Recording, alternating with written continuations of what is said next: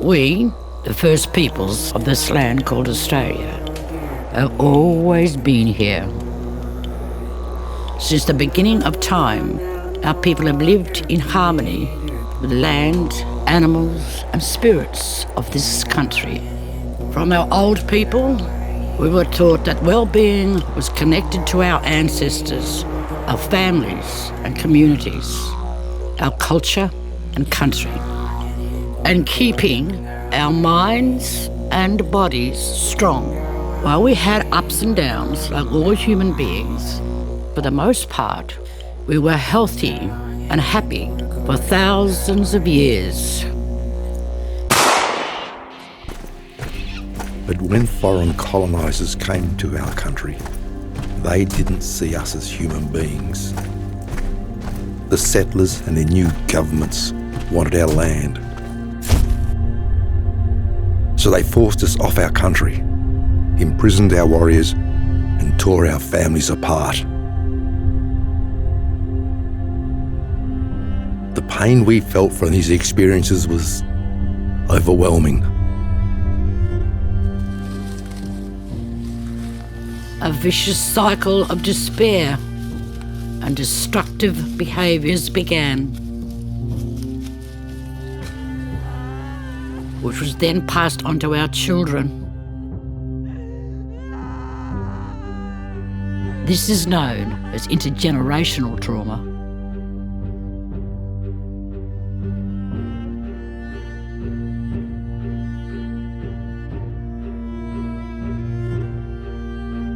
Long after the early days of frontier violence, Indigenous people continued to be oppressed and discriminated against.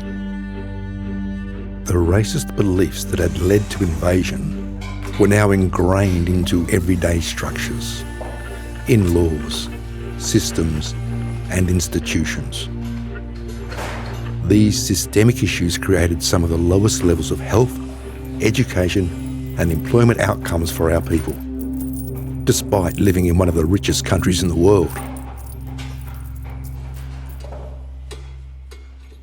Yet, in the face of all our suffering, we had survived. We still felt the strength of our ancestors, and we were going to fight to get the same rights as everyone else. Over many years, our campaigning, activism and demands for basic human rights led to many positive changes for our people, showing a better way forward. But for some of us, the path to healing is still a long and difficult one. There are many complex, historical, political, social and cultural determinants unique to First Nation people, which are impacting our health today. Before colonisation, our ancestors had great physical, mental, emotional and social health. Today, we can still look after our social and emotional well-being, just in possibly different ways, by playing sport, eating new types of healthy foods, healing through truth-telling and maintaining respect for our elders and kinship systems. Having happy, connected families keeps our spirits strong. You see, for our people, we understand ourselves as communities as well as individuals. In other words, our health is holistic.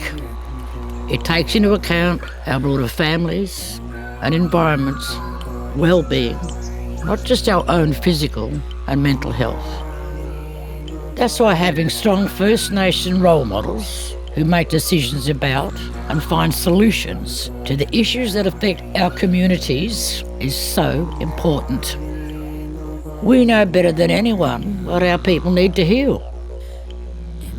For instance, we know that connecting to our culture nourishes our spirits. This means continuing our ancient traditions of yarning, ceremony, speaking language, and listening to our ancestors.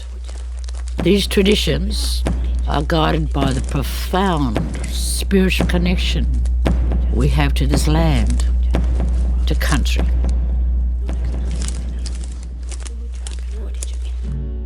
Of course, there is no one single Indigenous culture or group, but many.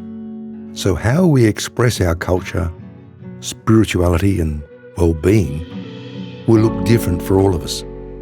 While some people might struggle with particular areas of their health, like their connection to country, they may feel strong in others, like their connection to family and community.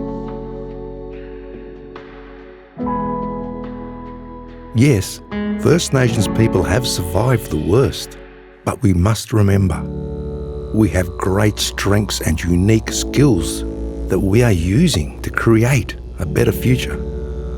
The solutions to the trauma and disadvantage that our people still face today can't be fixed by the health sector alone. They require policies and services across all sectors of our society that respect our cultures and understand our history. If we as a nation can better understand Indigenous Australians' holistic and interconnected ways of experiencing social and emotional well-being, our people won't just survive. We will thrive, living in harmony with the world around us, just like our ancestors once did.